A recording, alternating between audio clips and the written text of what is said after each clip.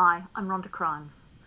I'm a life and leadership coach supporting everyday people just like you to reflect and rework your everyday stories so you can step into the everyday leadership of your families and communities and create a compelling, meaningful and fruitful life every day.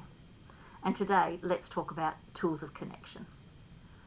I've noticed that my creativity levels have waned in the last week or so, and I seem to have hit a creative brick wall. I've made a commitment to myself to produce authentic content, which is stuff I've researched and created, and then post that inside my Facebook page every day. And I've kept that commitment going since the beginning of September 2019, which is roughly 200 pieces of original content that I've written the copy and created the graphics for. And ordinarily, I absolutely love doing it.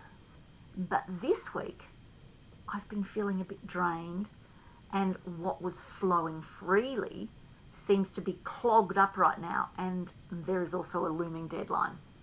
My intention is that this video will go live at 4:30 p.m. on Thursday, which is actually now today as I record. But it was currently 4:51 p.m. on Wednesday as I started writing. I've still got to finish writing, proofread, practice read, record, edit, upload, check the audio caption transcription is in Australian English and not gobbledygook, and schedule the publishing. The smoothness of this process is in direct proportion to the tech gremlin's mood in cyberspace, and please God, let Mercury not be in retrograde. It feels a bit like when you've been on a big weekend away and you've eaten and drunk way too much and everything feels blocked up. It's uncomfortable and you know something's got to move. You know what I mean? In the past, I would have thought there's nothing I can do about it. It is what it is, and I'll push through to get stuff done. But then I reflected, what would I check with my clients if they presented like this to me in a coaching session? First, replenish. The number one soft power principle inside the One of Many organisation is everything starts with replenishing your energy. So yesterday, Wednesday, at 1:45 p.m, I had a lay down on the couch. I set my alarm for an hour and I just let my brain and my body rest. If I fell asleep, that would be okay. If I didn't, that would be okay too. But in comfortable silence, I just allowed my thoughts to go wherever they wanted. It was then that I came to realise that I've not been maintaining my own tools of connection with any sort of regularity. These are the tools that I promote to my clients that have far-reaching benefits for creativity and getting the shit out of our heads that clogs up the works. So, recommencing Thursday, I will reinstate these practices with renewed vigour.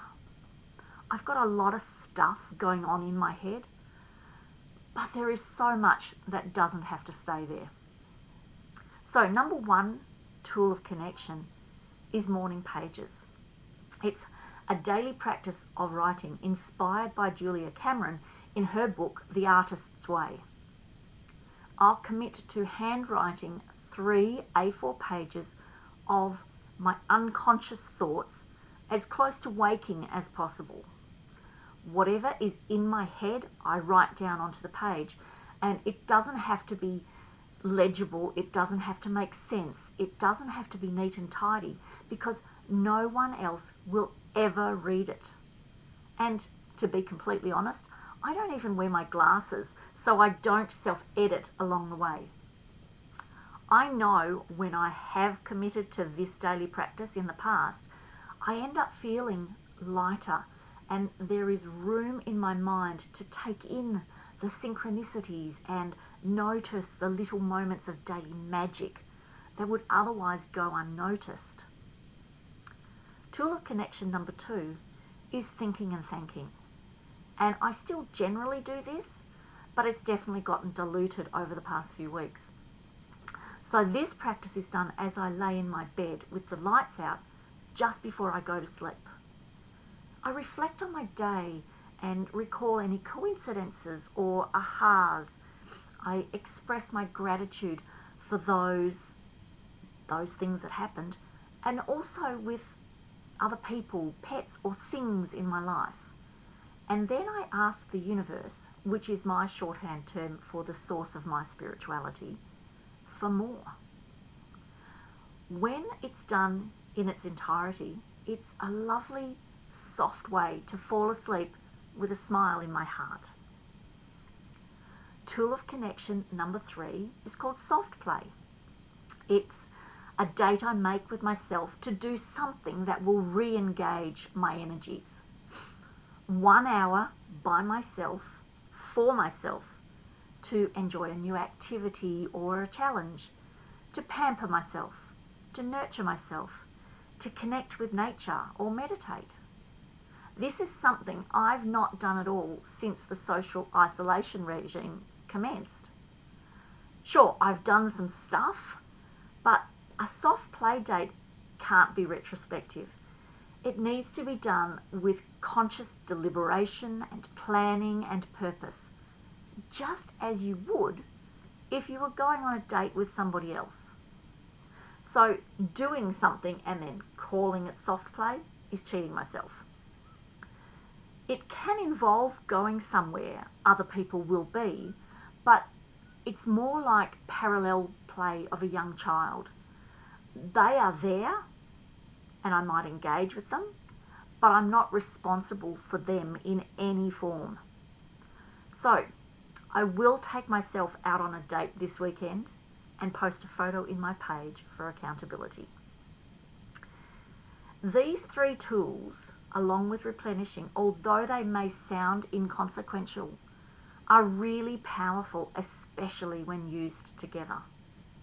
To clear out the mind clutter, to open up for fresh creativities and coincidences and connections that just blur into the background when my mind is too full. If, like me, your mind is full to overflowing, try my 4-step approach. I promise it really can't make matters worse. And what if it made things better? So just to recap, 1 is replenish. Stop and rest. Have a drink of water or your favourite cuppa, maybe even a lay down.